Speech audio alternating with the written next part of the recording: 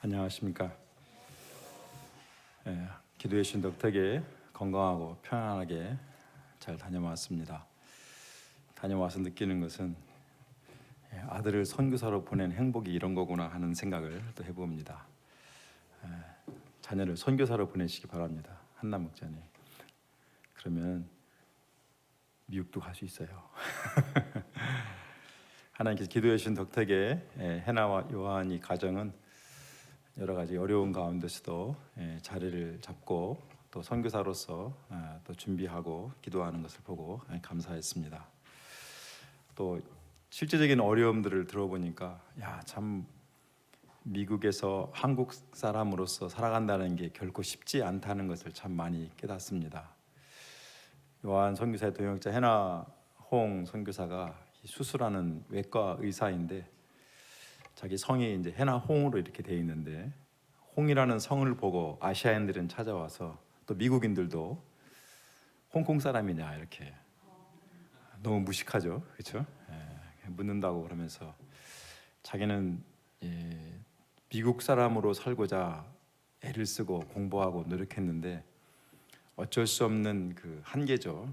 아시아인이고 키도 작고 신발 굽이 이렇게 높은 걸 신고 이제 약점을 보이지 않으려고 정확한 영어를 하려고 굉장히 애를 쓰고 제가 영어 한마디 하면 발음도 교정해 주면서 그러면 안 된다고 미국에서 또 제가 우리 한국 사람들 그러잖아요. 뭐 손가락을 잘 가르치잖아요. 저 집 봐라, 쟤 봐라. 절대로 그러면 안 된다고. 총 날라올 수 있다고, 총알 날라올 수 있다고. 하나하나가 다른 이런 환경에서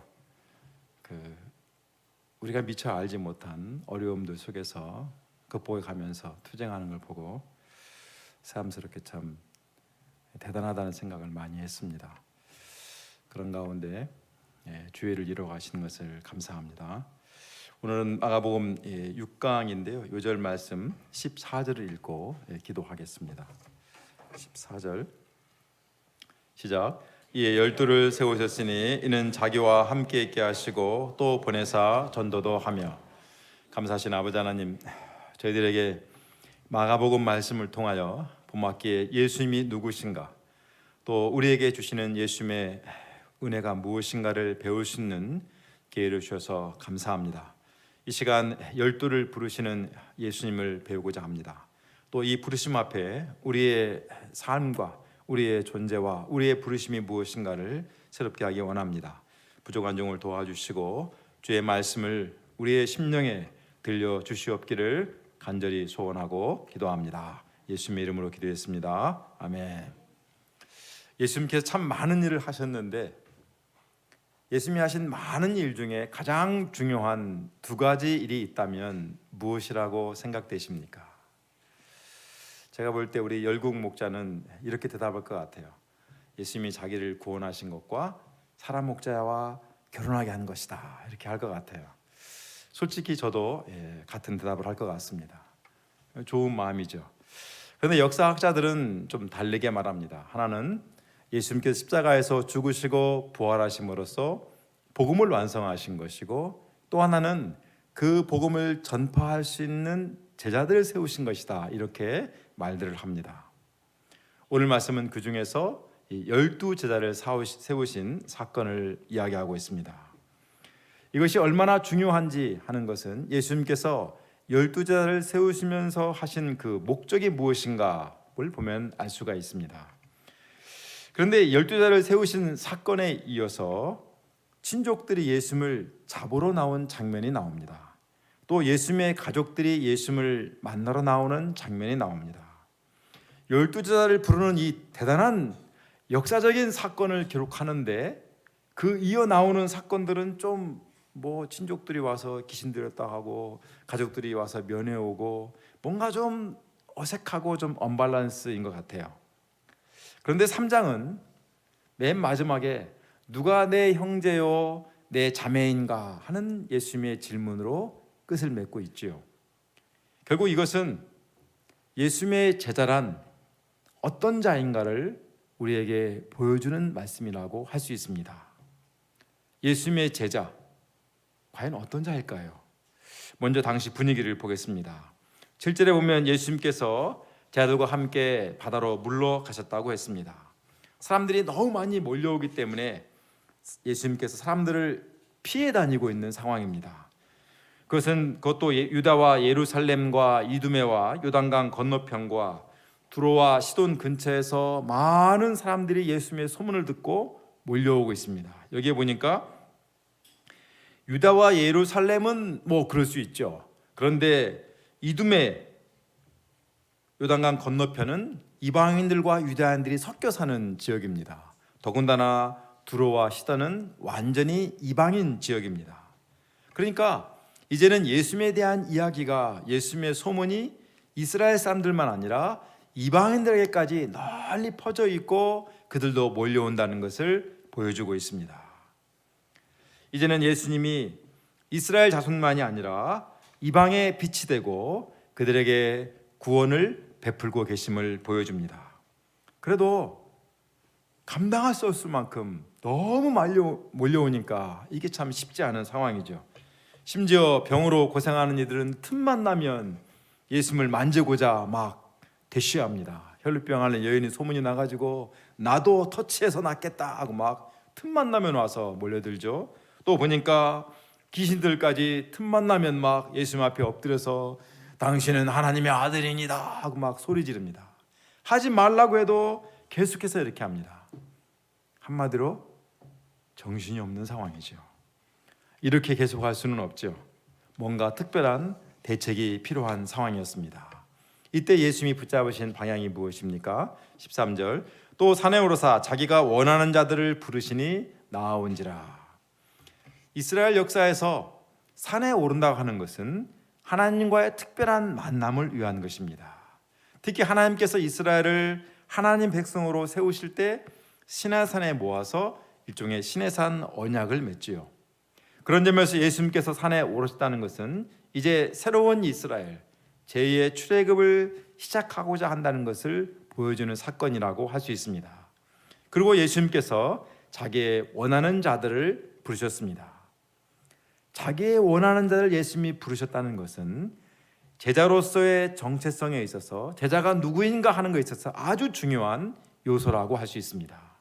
보통은 원하는 자들이 원하는 곳을 지원하죠. 원하는 대학에 지원하고 원하는 직장에 지원합니다. 자기가 원하는 대로 선택하기 때문에 자기 마음에 들지 않으면 애쓰게 입사했다가도 한 달 만에 그만두고 좋은 대학에 들어왔다가도 또 휙 가버리고, 왜? 내가 선택했으니까, 선택의 주권이 나에게 있으니까 얼마든지 그렇게 할 수 있는 것이지요. 그러나 부르심이라고 하는 것은 내가 원해서 되는 것이 아니라 예수님께서 원하는 자를 부르셨다고 했습니다. 이것은 비슷한 얘기 같지만 전혀 다른 이야기입니다.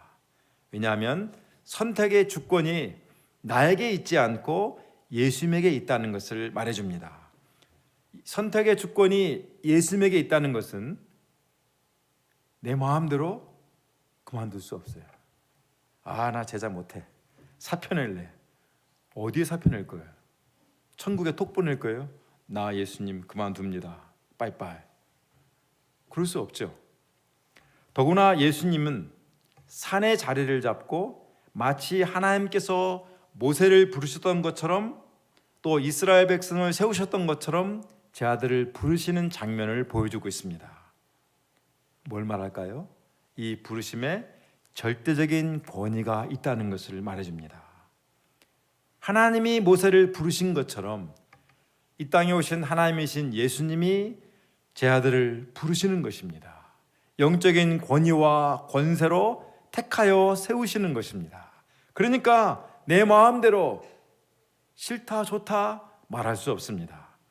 무엇보다도 이런 특별한 은총 가운데 부르심을 받았다는 것은 은혜요 특권이라고 할 수 있습니다. 주권이 내게 있지 않고 주님께 있다는 것은 나의 신앙 고백에서 아주 중요한 요소라고 할 수 있습니다. 이것이 분명하면 많은 갈등들을 해결할 수가 있습니다. 기본적으로 갈등을 덮고 갈 수가 있어요. 또 신앙적으로 흔들리지 않고 강할 수 있습니다. 그러나 주님이 나를 부르셨다라는 이 부르심이 약하면 늘 갈등하고 고민합니다. 바람에 흔들리는 갈대처럼 약하고 또 마음이 요동칩니다.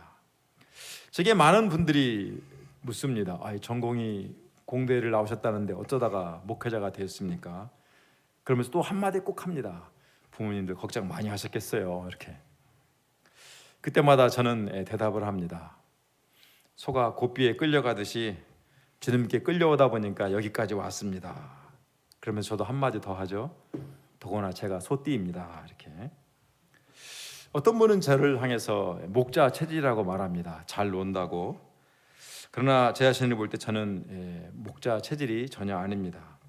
그냥 영적으로 게으르고 배우기 싫어하고 교만하고 완악한 사람입니다. 뭐 열심히 기도하고 열심히 말씀 연구하고 막 사람을 돕고자 몸부림치는 그런 훌륭한 면이 저에게는 별로 없습니다. 한마디로 영적으로 별로 제가 볼 때 내용이 없는 것이 저의 솔직한 모습입니다. 제가 얼마나 목자로서 부족한가 하는 것을 다른 사람보다도 저희 집 식구들이 아마 제일 잘 압니다. 그런데 이런 저를 주님은 정말 오래 참고 인도해 오셨습니다. 그래서 감사하면서도 때마다 저의 솔직한 심정은 예전에 그런 말이 있었죠. 문과입니다. 죄송합니다. 문송이라는 게 있었는데 저는 제가 목자여서 죄송합니다는 목송이라는 심정이 들 때가 있습니다. 그런데 제가 부족하지만 제가 믿는 구석이 하나 있습니다. 제가 절대로 잊지 않는 게 하나 있습니다. 그것은 바로 나를 인도하신 주님의 주권입니다. 내가 아무리 부족하지만 내가 참 목자하는 게 힘들고 때로는 난 도저히 못하겠다 이런 마음이 들 때가 있었지만 주님이 내 멱살을 콱 붙잡고 여기까지 끌어다 놓으셨다는 것입니다. 그래서 많이 부족하지만 순종하고 이끌림 받고 엎드려 기도하며 감당할 뿐입니다. 근데 이것이 저만의 이야기가 아니죠. 여기 계신 한 분 한 분이 다 그러합니다. 우리 안드레 목자님이 손들고 나 목자할래요 하고 목자한 거 아닙니다. 저분도 보니까 끌려온 분입니다. 요한 목자님도 마찬가지예요. 저분도 안 하려고 발버둥 쳤어요. 근데 끌려왔어요. 이러한 주님의 주권적 인도하심 속에 하나둘 우리가 모여 있습니다. 신촌 선교교회를 이루고 세계 선교의 베이스 캠프요 복음의 샘터를 이루고자 우리가 기도하고 있습니다. 이 부르심에 감사하십니까? 어쩌다가 여기 왔는가 탄식하십니까? 왜 한숨을 쉬어요? 쉬어도 좀 작게 쉬어요. 제 아들은 어땠을까요? 이 부르심에 제 아들이 나왔다고 했습니다. 이것은 예수님의 부르심에 제 아들이 응답한 것을 말합니다. 우리는 제자 양성이라는 말을 참 수없이 들어왔죠. 그런데 누가 제자입니까? 제자가 누구입니까? 이 모임에 있다 보니까 짬밥이 들어가지고 연수가 되어서 목자 소리를 듣게 되면 우리가 제자가 되는 것입니까? 또 태어나 보니까 엄마 아빠가 목자야. 엄마 아빠가 또 선교사야. 어쩔 수 없이 베이비 선교사, 베이비 목자로서 크다 보니까 제자가 되고 목자가 되는 것입니까? 누가 제자일까요? 예수님의 주권적 부르심에 응답하여 나오는 사람이 제자입니다. 좀 더 정확하게 표현하면 첫째로 예수님의 주권적 부르심을 아는 사람이고 둘째로 그 부르심에 응답한 사람입니다. 이 사람이 제자입니다. 나는 어떻습니까? 나에게 주님의 주권적 부르심에 대한 이 고백이 내게 있습니까? 그리고 그 부르심에 나는 순종하고자 응답하였습니까? 이 둘이 있는 사람은 예수님의 제자로서 부르심을 받은 사람이라고 할 수 있습니다. 내가 누구이고 무엇을 하는 사람인가 하는 신앙적인 정체성, 소위 말하면 신앙적인 자의식이 세워지기 시작한 사람이라고 할 수 있습니다. 난 아직 없는 것 같아요. 너무 실망할 필요가 없습니다. 지금부터 기도하면 돼요. 이제부터 시작하면 됩니다. 그리고 문제의식 갖고 자신의 신앙적인 정체성을 세우고자 방향을 잡으면 됩니다. 그러면 해결되는 거예요. 왜냐하면 예수님은 12 제자에게 너희들만 제자다, 딴 사람들은 절대로 제자라고 부르지 마라 그들은 다 아니다, 이렇게 하신 것이 아니라 뭐라고 하십니까? 너희는 가서 모든 족속으로 제자를 삼으라고 했습니다. 결국 주님은 우리 한 사람 한 사람 주권적으로 부르시고 세우고자 하시는 분명한 방향 가운데 제자로 택하여 세우시는 분이십니다. 결국 그러니까 나도 때가 되면 내가 제자로 부르심 받았구나 하는 것을 알게 되고 내 신앙의 정체성이 세워지게 됩니다. 자, 그럼 예수님이 제자를 세우신 목적이 무엇일까요? 자, 14, 15절 한번 같이 읽어봅시다. 14, 15절 시작.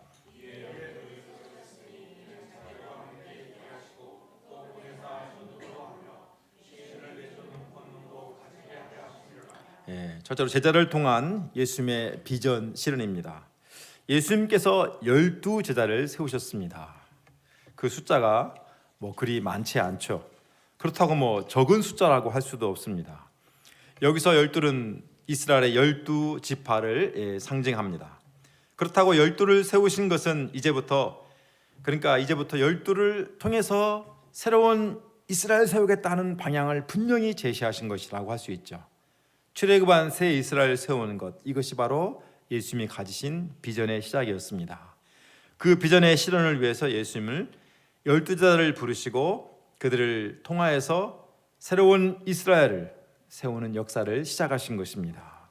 이것은 하나님께서 시내산에서 이스라엘을 다 모아놓고 언약을 맺으시며 하나님의 백성을 세우신 것 같은 사건이라고 할 수 있습니다. 그런 점에서 12이라고 하는 것은 새 역사의 희망이고 비전의 꿈나무들이라고 할 수 있죠. 예수님이 12를 통해서 새 이스라엘의 비전을 보셨다는 것은 모든 제자 양성에 있어서 아주 중요한 기본 원리를 우리에게 보여주고 있습니다. 모든 제자 양성은 되는 대로 많은 사람을 모아서 하는 것이 아니라 그야말로 12과 같은 소수를 키우는, 일테면 키멤버 트레이닝이라고 흔히 말들 합니다. 제가 한 40년 청년 사역을 하면서 늘 부딪히는 갈등이 있습니다. 그것은 할 수만 있으면 많은 수를 모으는 것에 초점을 둘 것인가, 수가 좀 부족할지라도 키멤버 트레이닝에 집중할 것인가 하는 것입니다. 한때 삼일교회가 막 청년 사역으로 부흥할 때 유명한 그 목사님이 연대 상대를 나온 분인데 저와 같은 학번입니다. 한 분이 제게 말합니다. 야, 너도 학교도 같이 나왔는데 나이도 같은데 너는 숫자가 그거밖에 안 되는데 그 목사님을 봐라, 그 부흥하는데 너는 뭐 하고 있냐. 정말 기분 나쁜 얘기죠, 그렇죠? 그래서 제가 겨우 한다는 소리가 할 말이 없어갖고 그분은 완전 대머리야, 나는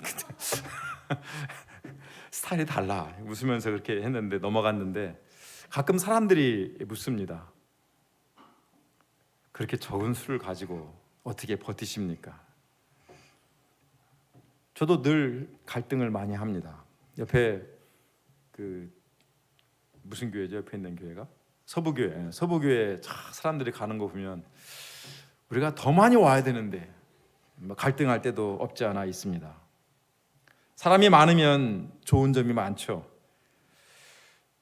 그렇죠? 사람이 많으면 좋은 점이 많습니다. 어떤 일을 할 때 고민할 필요가 없죠.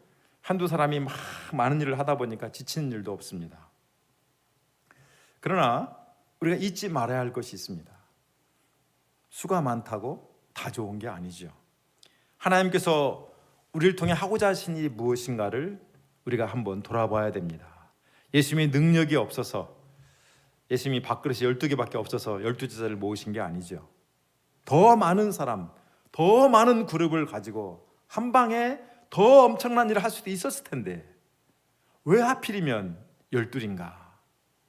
이스라엘 12지파를 상징하는 수라고 굳이 의미를 붙이지 않아도 12 곱하기 12 곱하기 12 곱하기 12 이렇게 해서 해도 되잖아요. 그런데 그렇게 안 하고 왜 12만 하셨는가? 왜 소수 제자 양성 하셨는가? 우리에게 주는 메시지는 분명합니다. 소수이지만 제대로 된 하나님의 사람, 소수이지만 부르심에 감동하고 부르심에 순종하는 그 사람, 제대로 된 제자를 키우는 것이 분명한 방향이었다는 것이죠. 오늘 우리의 방향도 거기에 있습니다. 수가 적을지라도 여기에 집중하는 것이 우리의 방향이요, 우리의 미션입니다. 또 이것이 하나님의 비전을 실현하는 가장 지혜로운 방법이라는 것을 역사는 말해주고 있습니다. 자, 그럼 어떻게 이를 이룰 수가 있겠습니까? 예수님은 이를 위해 어떤 방법을 택하였습니까? 예수님은 먼저 부르심 받고 나온 자들을 자기와 함께 있게 했다고 했습니다.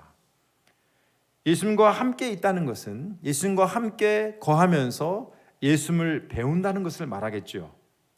이걸 보면 누가 제자인가 하는 것이죠. 누가 제자인가? 그것은 바로 예수님과 함께하며 예수님을 배우는 자가 예수님의 제자입니다. 제자 양성은 소위 전도 기술자나 탁월한 말씀 강사를 키워내는 것이나 훌륭한 신학자를 양성하는 것이 결코 아니라는 것이죠. 제자에게서 가장 중요한 것은 바로 예수님을 배우는 것입니다.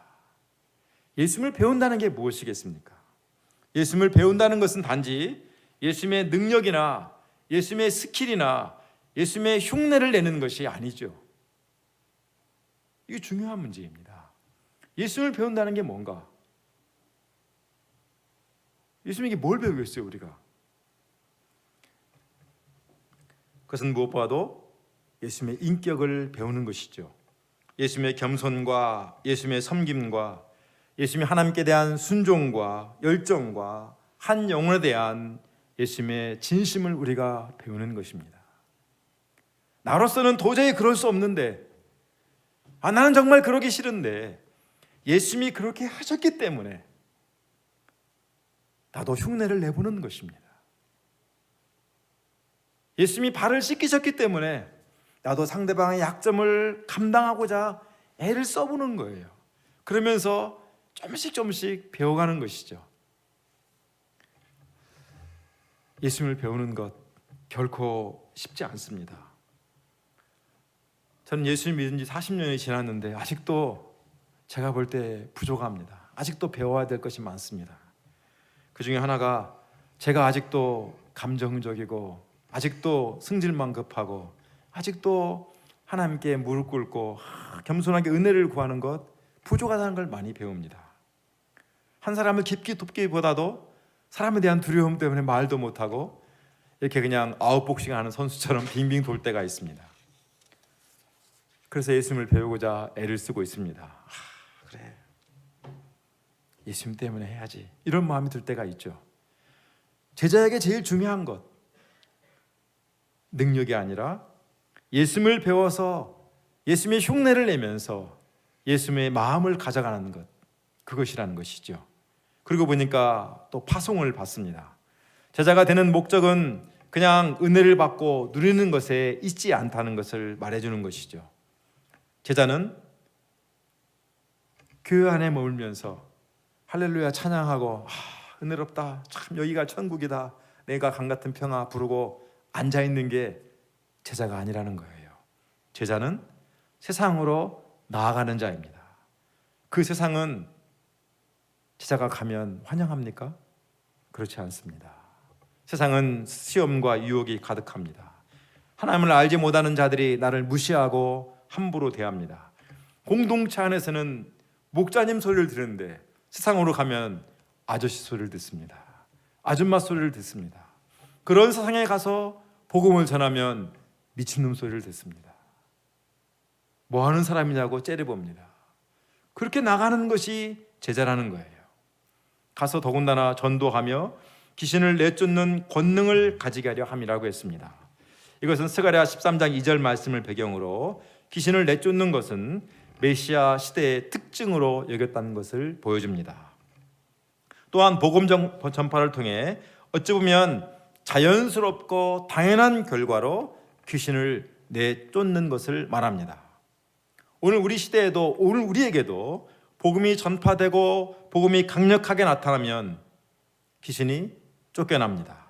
이것을 권능이라고 했습니다. 그런데 재밌는 표현이 권능을 가지게 하려 함이라 했습니다.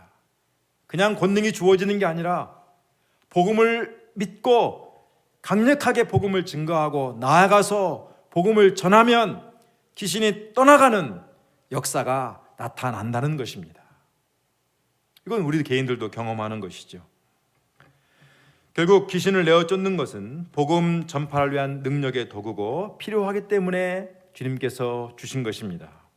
우리가 담대하게 복음의 능력을 믿고 전할 때 귀신들이 쫓겨납니다. 구원의 새 일이 우리를 통해 일어납니다. 우리가 이를 믿고 담대하게 복음을 전할 수 있기를 기도합니다. 요즘 많이 유행하는 죽기 이런 거 특별한 은사를 가진 사람도 있긴 하지만 일반적으로 하나님 말씀의 능력을 믿고 십자가 구원의 복음을 믿고 담대하게 복음을 전하면 귀신이 얼씬도 못합니다. 쫓겨납니다. 믿고 도전하시기 바랍니다. 16절부터는 예수님께서 세우신 12제자의 이름이 나옵니다. 그런데 시몬에게는 베드로라는 이름을 더하셨고, 베드로는 반석이라는 뜻이죠. 일테면 이 기초석, 건물을 지을 때 기초석입니다. 그 위에 이제 건물을 짓죠. 하나님의 교회의 기초석으로 베드로가 쓰임 받을 것을 바라보면서 붙여주신 이름이라고 볼 수 있죠. 또 세베대의 아들 야고보와 요한이 있습니다. 이 둘에게는 보아너게 우레의 아들이란 이름을 더하셨습니다. 우레의 아들, 천둥의 아들이란 뜻인데 순 우리말로 우레메가 있죠. 이게 같은 뜻입니다. 우레메. 옛날에 만화 영화의 주인공 있잖아요. 우레메. 이게 이제 천둥의 아들입니다. 제가 둘째 아들 이름이 요한인데 이름을 짓고 참 후회를 많이 했습니다. 우레메거든요. 조용하다가 빵 터집니다. 지금은 많이 감당하고 성숙해져서 참 감사한데 이름 잘 지어야 됩니다. 우리 중에 요한이 많으신데 이요한 목자님은 우레메는 아니신 것 같아요. 한 번도 본 적이 없어요. 행현 사모님 어때요? 집에서 가끔 빵 터집니까? 안 터져요? 야, 행현 사모님 완전히 그냥 은혜로 푹 감사하니까 터질 틈이 없는 것 같은데. 우리 중에 요한이라는 이름이 제일 많아요. 보니까 김요한 목자님 어때요? 페트라 목자님 우레메입니까? 진짜 요한이 누군지 한번 가려보게. 여기는 그 변화된 요한, 거기는 변화되어가는 요한. 요한은 근데 참 요한 보면 나중에 은혜롭죠. 요한 서신 보면 사랑의 서신은 요한 서신 사도 요한이 썼지 않습니까? 또 끝까지 남아가지고 요한 계시록도 사도 요한이 쓰고. 하여튼 주님의 소망이 보면은 참 대단합니다. 사람마다 이걸 보면 위대한 장점이 있지만 또 위대한 약점이 있습니다. 천둥 같은 에너지 좋죠. 그러나 옆에 있는 사람은 다쳐요. 상처받아요. 이 에너지를 어떻게 잘 활용하느냐가 이제 인생의 중요한 과제인데 얼마나 이 약점이 잘 극복되고 장점이 잘 드러나는가 하는 것이 우리의 이제 중요한 숙제죠. 우리는 그것을 신앙적으로 성장, 성숙이라고 부르는데 제 아들 보면 하나같이 초기에는 다 약점 투성이었습니다. 아마 요한이 빵빵 터진 일이 많이 나옵니다. 성경에. 심지어 자기를 따르지 않는 사람들은 예수님께 뭐라고 합니까? 불을 내려 심판할까요? 자기들 안 따라온다고 불을 내려 심판하자고 요한이 예수님께 건의할 정도로 그야말로 불같은 사람이었습니다. 근데 변화되어서 요한 서신을 쓴 것을 보면 소망이 있습니다. 무엇보다도 예수님이 이런 문제투성인 사람들을 한 사람 한 사람을 감당하며 키워내신 것이라고 볼 수 있죠. 사실 저도 그렇고 우리도 다 그렇습니다. 우리도 조금씩 달라지고 성장해 가는 것을 봅니다. 그래서 우리가 감사하고 그래서 우리가 소망을 둡니다. 또 이들 외에 안드레가 있고 빌립과 바돌로메가 있습니다. 또 세리 레위였던 마테와 도마와 알페의 아들 야고보와 및 다데오와 가나안 사람 시몬이 있고 또 예수를 판자라고 기록된 가롯 유다가 있습니다. 이렇게 12명인데 자, 직업적으로는 어부가 가장 많죠. 또 무슨 직업을 갖고 일했는지 알 수 없는 사람도 있습니다. 학력 수준이나 연령도 나와 있지 않습니다. 확실한 것은 이들이 다 다양하다는 것이죠. 그 시대의 인싸라기보다는 아웃사이더들이라는 것입니다.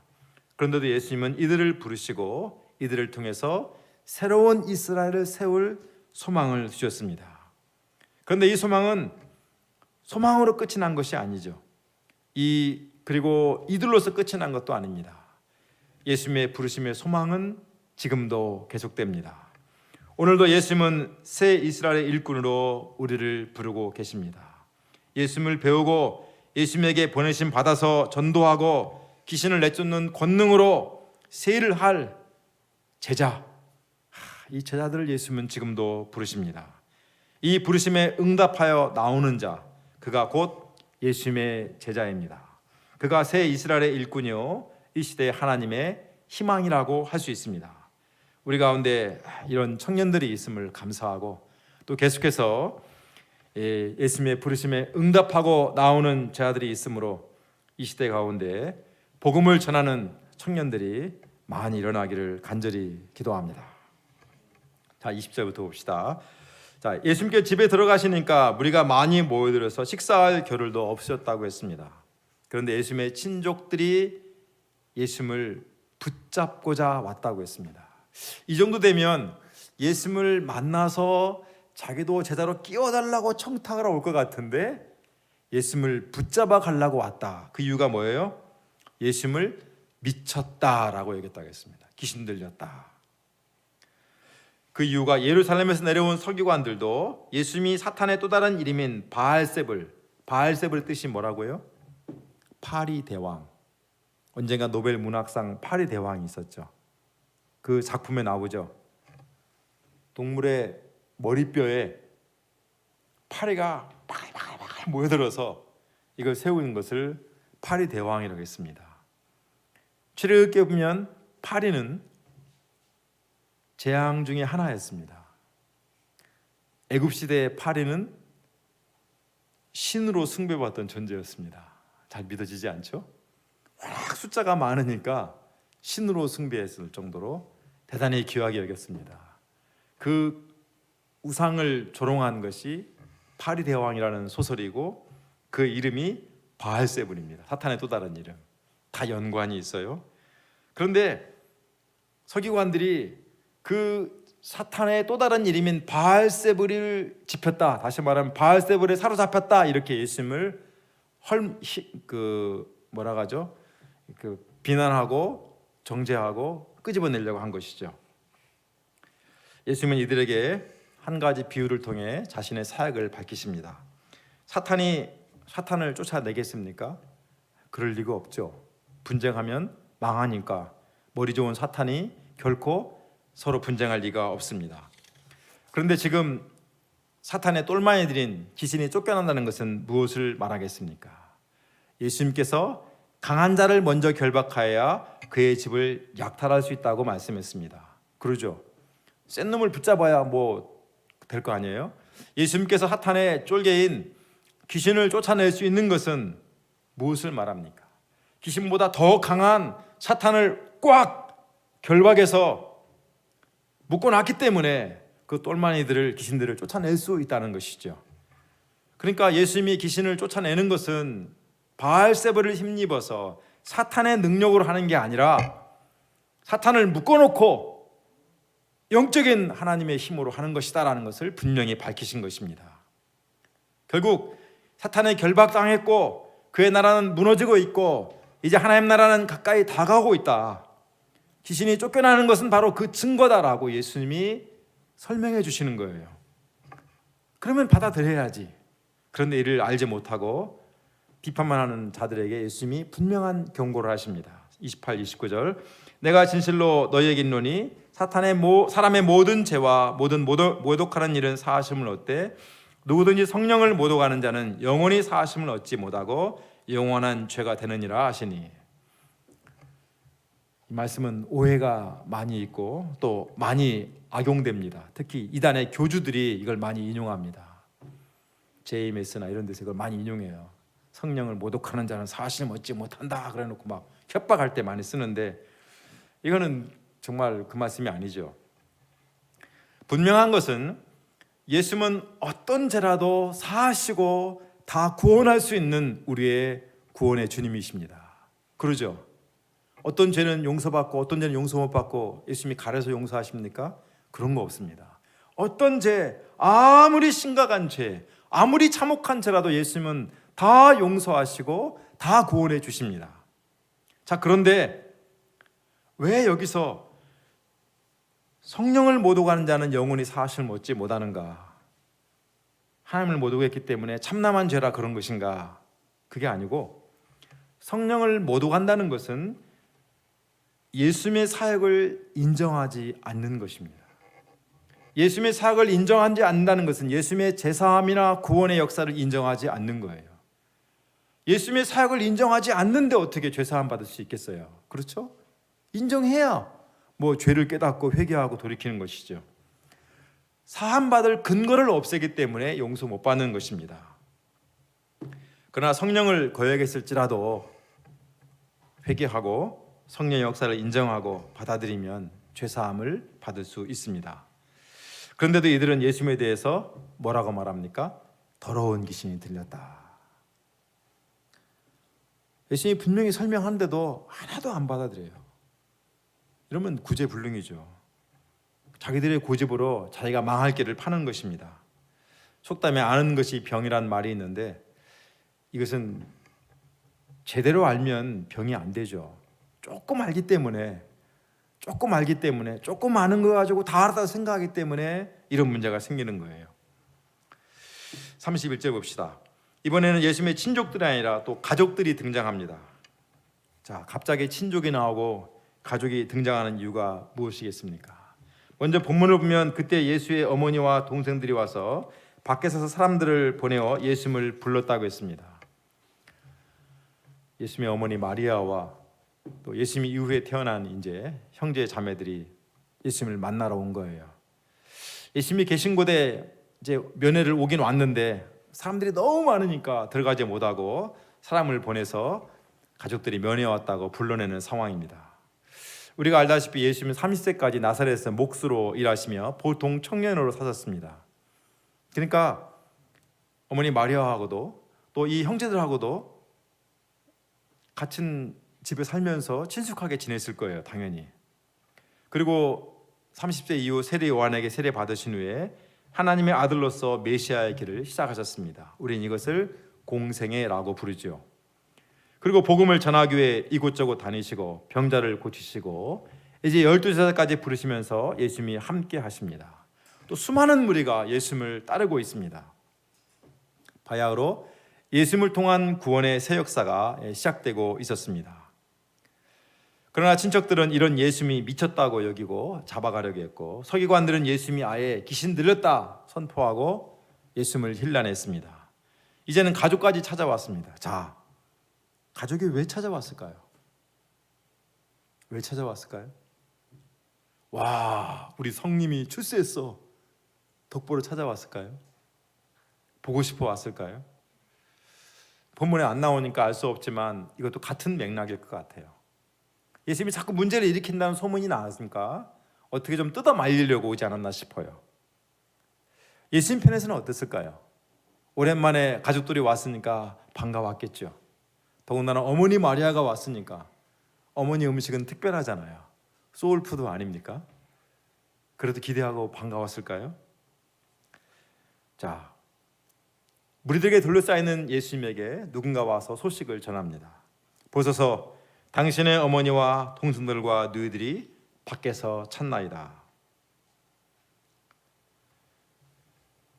당연히 뛰쳐나가야 되는 거 아닐까요? 어머니가 왔다는데.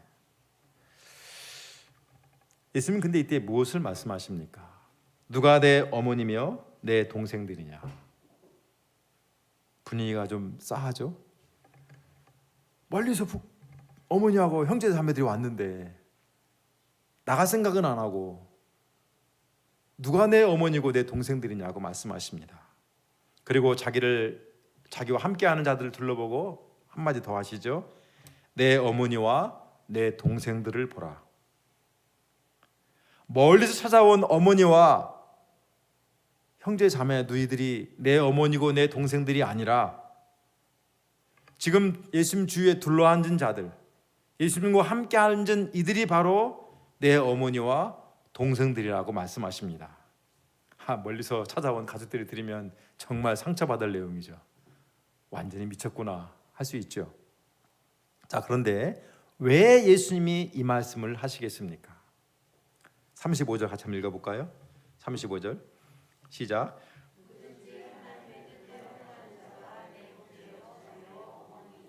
누구든지 하나님의 뜻대로 행하는 자가 내 형제요 자매요 어머니니라. 이것은 예수님께서 밝히시는 새로운 가족 관계입니다. 흔히 가족은 혈연 관계로 맺어지죠. 그래서 흔히 하는 말이 있죠. 피는 물보다 진하다. 핏줄이 땡긴다 이런 말 합니다. 저도 이번에 가서 그 요한이가 낳은 엘리엇 돌 사진을 찍는데 선교사들이 그럽니다. 저하고 옆에 요한이가 쓰고 또 엘리엇이 이렇게 있는데 셋이 너무 똑 닮았다. 뭐 판박이다. 내가 볼 때는 내가 제일 나은데 하여튼 똑 닮았다 그럽니다. 제 어머니는 엘리엇 사진을 보더니 네 어렸을 때가 똑같다 합니다. 내가 알 수 없죠. 내 어렸을 때를 모르니까. 그러니까 핏줄이니까 좀 확실히 좀 땡기는 맛이 있습니다. 가족은 그 어떤 관계보다 깊고 진하죠. 그래서 가족이 아니었으면 다시 안 볼 사람도 가족이니까 용서하고, 가족이니까 이해하고, 가족이니까 희생하고 감당하는 것이 가족입니다. 그러나 예수님은 일반적인 가족 관계로 여겨지던 이 혈연 관계가 아니라 새로운 관계, 어떤 관계예요? 하나님의 뜻대로 행하는 자가 형제요 자매요 어머니라는 새로운 가족 관계를 말씀하십니다. 이는 예수님을 통해 새롭게 창조되는 새 이스라엘 안에서 새로운 관계가 세워지는 것을 의미합니다. 메시지 성경은 이렇게 번역해 놨어요. 순종이 피보다 진하다. 피가 물보다 진한 게 아니라 순종이 피보다 진하다. 참 번역이 기가 막힌 것 같아요. 하나님의 뜻에 순종하는 사람이 내 형제요 자매요 어머니다. 어머니 잘 들으세요. 하나님의 뜻에 순종하는 사람, 그 뜻에 순종하기 위해서 새로운 삶을 살아가는 그 사람이 예수님을 중심으로 한 새로운 가족이라는 것입니다. 진행 형제님하고 저하고 피 한 방울 섞이지 않았지만 뭘 끄떡끄떡해 맞죠? 그러나 하나님의 뜻대로 행하는 사람이기 때문에 어때? 제 동생 하긴 좀 나이가 적고 아들 하자니 등치가 너무 크고 하여튼 가족이에요. 가족이라는 거예요. 새로운 이스라엘은 혈연관계, 민족관계로 엮어지는 것이 아니라 하나님의 뜻에 순종하며 행하는 사람들을 안에서 이루어지는 새로운 관계라는 것입니다. 이들이 참된 하나님의 백성이고 예수님의 새 가족입니다. 옆에 있는 분이 형제예요. 요한 목자님과 안드레 목자님이 서로 안 닮았지만 형제, 뭐 또 손을 잡아보고 그랬다. 제가 우리 박정현 사람 어디 가면은 둘이 닮았다는 말을 많이 합니다. 내가 볼 때는 안 닮았죠 우리. 안 닮았길 바래요. 그런데 우리 사랑이는 하는 말이 자기 아빠랑 내가 너무 또 비슷하다 성격이. 안드레 목자님은 그래도 좀 다르다 이렇게 얘기하는데 그래도 하여튼 다르든 비슷하든 형제인 거예요. 저는 정말 형제로 여깁니다. 그래서 제가 아주 사랑하고 좋아합니다. 이게 굉장히 중요한 거예요. 예수님이 우리의 가족관계의 핵심이다. 이것은 더 중요한 의미가 하나 있는데 그것은 구약 역사에서 가족관계라는 것은 굉장히 중요한 의미를 갖고 있습니다. 그것을 보여주는 게 룻기예요. 룻기에 보면 보아스와 통해서 결혼하고자 할 때 물림, 그렇죠? 그 관계를 설정하기 위해서 이렇게 모든 것을 이렇게 갚아주고 기업을 회복할 때 가족 관계를 맺는 걸 봅니다. 예수님께서 우리 가족의 중심이라는 것은 예수님이 바로 우리의 죄를 다 해결해주고 더 나아가서 구약의 기초에서 볼 때 우리의 기업, 빼앗긴 기업, 아담 때문에 빼앗긴 기업을 회복시켜 주실 분이라는 것을 말해주는 것입니다. 그건 아주 중요한 메시지가 있어요. 이것이 이제 레위기에 나오고 또 우리가 많이 배운데, 아담 때문에 빼앗긴, 사탄에게 빼앗긴 그 기업을 예수님 통해서 회복시켜주는 구원의 새 역사를 이루어준다는 것을 의미합니다. 결국 예수님의 대속을 통해서 제사함 받은 사람은 다 예수님의 한 가족입니다. 예수 가족으로 우리가 다 하나로 뭉쳐 있는 것입니다. 무슨 피를 나눴어요? 보혈의 피를 나눈 거예요. 인간적인 피가 아니라 그리스도의 보혈의 피를 나눈 형제요 자매입니다. 본래 우리가 예수님의 가족이 아니죠. 예수님의 가족이 될 수 없죠. 그런데 예수님이 우리의 가족이 되어주시고, 가족으로서 죄의 빚을 탕감하여 주시고, 가족으로서 우리에게 합당한 하나로의 기업을 주심으로써 가족으로 맺어 주신 것입니다. 자, 앞에서 예수님의 부르심 받고 예수님의 순종에서 나온 사람을 제자라고 했습니다. 제자는 하나님의 뜻대로 행하는 사람이고 하나님께 순종하는 사람이라고 했습니다. 그럼 그 제자는 곧 예수님을 중심으로 한 새 가족이라고 할 수 있습니다. 우리도 내가 예수님의 부르심에 순종해서 하나님의 뜻대로 살아간다면 우리는 다 형제요 자매요 가족입니다. 삼촌이고 이모고 형이고 동생이고 누이고 자매입니다.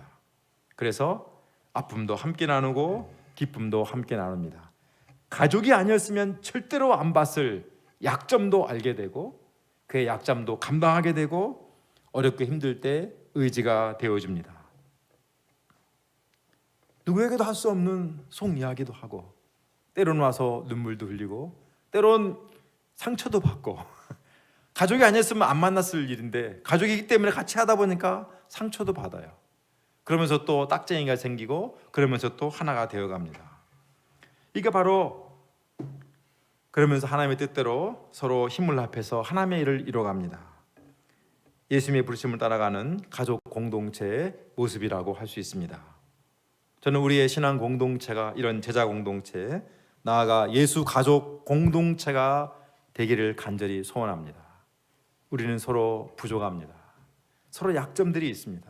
그것도 뭐 하나 두 개만 있는 게 아니죠. 위대한 약점이 있습니다. 그러나 또 위대한 장점들이 있습니다. 어떤 것은 정말 다시 보고 싶지 않은 모습도 있습니다.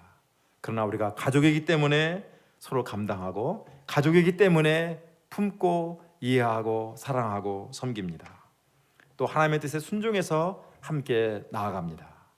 이런 모임이 될 수 있기를 소원하고 기도합니다. 기도합시다. 하나님 아버지, 오늘 예수님께서 12제자를 부르신 사건 속에서 제자란 누구인가를 함께 나눴습니다. 부르심에 순종하고 부르심을 듣고 나오는 사람, 또 예수님을 배우는 사람, 더 나아가서 예수님과 한 가족의 공동체로 묶인 사람이 제자라는 것을 배웁니다. 주님, 우리가 부족하지만 예수님의 부르심에 응답하고 또 예수님의 가족으로 하나가 되어서 하나님의 뜻을 이뤄갈 수 있는 저희가 될 수 있도록 도와주시옵기를 간절히 소원하고 기도합니다. 예수님의 이름으로 기도했습니다. 아멘.